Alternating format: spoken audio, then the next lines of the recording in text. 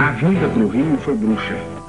Eu fui trabalhar na edição mineira do Jornal do Esporte. Aí um filho do Nelson Rodrigues, Jofre Rodrigues, me aparece em Belo Horizonte para me levar. E aí ele me convenceu, problemas enormes, eu já estava para casar, uma série de coisas assim, estabilizando lá. E aí eu fui para o Rio, muita força, não foi uma opção. Então o Rio de Janeiro era o grande palco. E realmente foi no Rio que eu me projetei. Eu vim, depois eu fui casar lá. Um ano depois eu fui buscar a mulher. E aí me convidou para padrinho de casamento.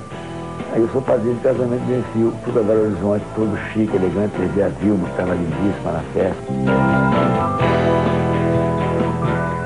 Inclusive uma coisa que deu briga, inclusive com a minha mãe, que minha mãe não gostou nada, foi uma foto que ele pegou com um amigo dele, eu dormindo na cama e ele com um serrote, fingindo que estava serrando a minha cabeça.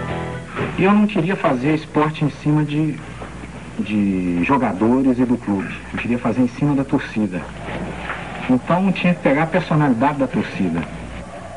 A torcida do Flamengo era insultada pela torcida do Botafogo e principalmente pela do Vasco, né, de urubus, que só dava negro. Eu acho que o Enfio era o cartunista popular por excelência. E é nessa fase que ele fazia cartões de esporte, então o poder de comunicação dele era imenso. Então eu peguei o insulto para a torcida do Flamengo e joguei no personagem do torcedor do Flamengo, Urubu, e o do Vasco de Bacalhau. Eles andavam sempre juntos e faziam tudo contra o personagem que representava o torcedor do Fluminense, que era o Pó de Arroz, e o do Botafogo, que depois pegou o nome de Cri-Cri numa eleição entre leitores. E isso pouca gente dá importância, porque na época o chargista família não mexia com futebol. Quem mexia não era reconhecido, era como se fosse uma coisa cafona.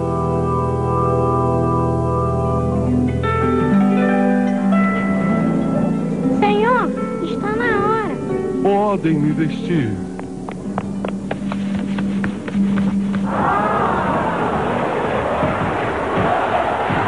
Eu lembro da época em que o Enfio instituiu o Urubu e a torcida do Flamengo, né, encantada, empolgada, chegou ao ponto de levar o Urubu para dentro soltar o Urubu no Maracanã, né? E ele conseguiu mobilizar as torcidas de uma forma extraordinária. Isso extrapola a função clássica, digamos assim, do cartoon, da caricatura, né, da charge política. Eu acho que por ele ser Flamengo, eu ter me identificado mais com ele. Então eu adorava ser retratado pelo Enfio. A charge que mais me marcou, que eu mais lembro dele, foi quando daquele problema todo do joelho, né? Aí o pessoal veio me entrevistar, em vez de todo mundo botar o microfone aqui na minha boca, os microfones estavam todos voltados para o joelho.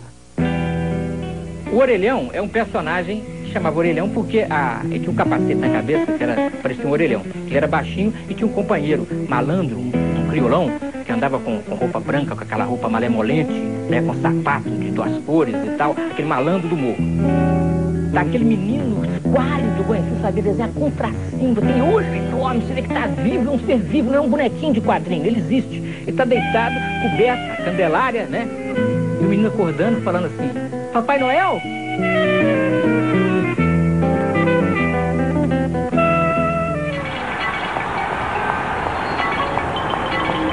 O Rio fica insuportável quando o Flamengo vem. Subi pra cima, o Pasquim estava começando. Aí eu fui para fazer esporte no Pasquim, porque era um grupo já estabelecido. E eu era muito novo para entrar. Quer dizer, não seria da patota de jeito nenhum. Aí eu fui chamado para fazer esporte, quer dizer, para fazer um negócio subalterno, mas eu fui com o Fradinho, que estava já noutra fase. Os leitores compraram logo o Fradinho, aí deu para estabilizar, porque eu não ficaria fixo no Pasquim no início, não. Eu acho que o Enfio entra e ele chama, e ele atinge uma outra coisa.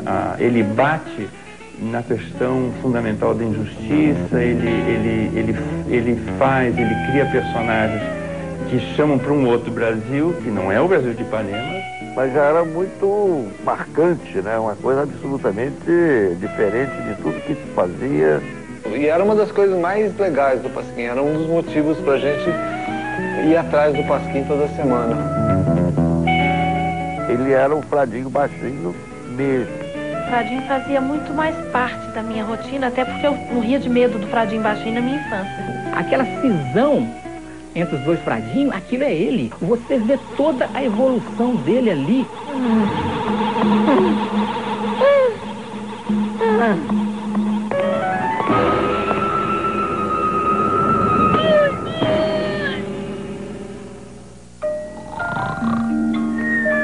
Eu acho que o Enfio era um criador muito dialético, quer dizer, os personagens dele todos se moviam dentro de um campo de dialética, de negação e afirmação, e sempre com muita emoção. Os caras começavam a se identificar excessivamente com o histrionismo do Fradinho. E me grilava também o processo de uma fama que eu comecei a ter e que eu não conseguia corresponder. Eu não era o Fradinho, eu não sou humorista, eu não fico fazendo graça, eu não tenho que necessariamente agredir as pessoas. Ave Maria, cheia de graça, Senhor.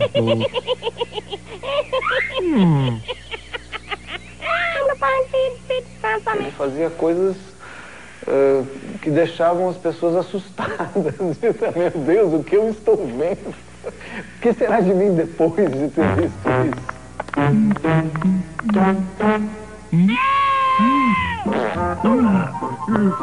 Ai, senhor, ele não sabe o que faz.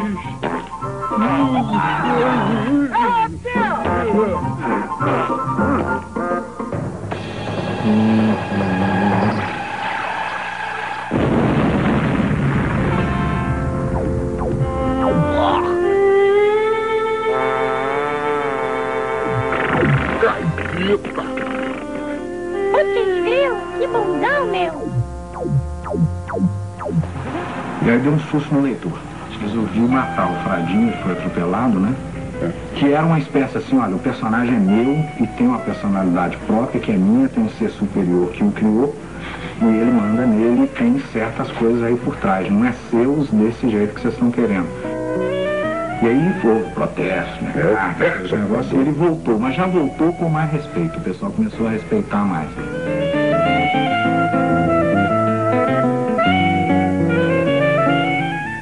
O Caboclo Amador nasceu no Jornal do Esporte, mas acabou mudando para o Pasquim. E começou a enterrar Roberto Campos, os Tragédias de Ataúde, o Delfim Neto. Todo mundo que apoiava a ditadura era enterrado no cemitério do Caboclo Amador. É bom a gente reportar essa época do Caboclo Amador, é uma época em que havia no Brasil uma coisa bem nítida, quer dizer, havia um enfrentamento contra a ditadura. Quer dizer, todas as pessoas que tinham importância e que vacilavam, ele colocava no cemitério. Depois ele se arrependia, porque ele ficava com pena das pessoas, e o que a pessoa ia achar daquilo. Aparentemente intolerante, radical demais, ele patrulhava as pessoas. Ele tinha, né, não só engajamento, como uma certa intolerância em relação àqueles que não se engajavam como ele. O humor dele era muito interior, sabe? Quer dizer, naquele cemitério do Caboclo Amador, ele era um patrulheiro, né, extraordinário, e uma vez nós tivemos que tirar o Carlos Drummond de Andrade do cemitério. Ele botou ele Regina no cemitério, depois a Regina quase morreu por causa disso. E não deu sossego ao Enfio. O Enfio virou um superego dela, ela se atracou ao Enfio para poder dizer, me tira do cemitério. Então, o Enfio criou essa coisa do putz grila, que virou uma expressão nacional, o top. Nós tivemos um momento, uma relação bastante próxima quando nós fizemos o Pasquim, na época que a redação toda foi presa. Então, quando o Pasquim fica nitidamente no lado da oposição, a gente vai todo mundo preso. Todo mundo preso. Menos o Milor e o Enfio. Seguramos o jornal, não podíamos noticiar que a redação estava em cana. Por incrível que pareça, o período mais feliz da minha vida. Que eu acordava de manhã e dizia assim, o que eu tenho que fazer? Porra nenhuma.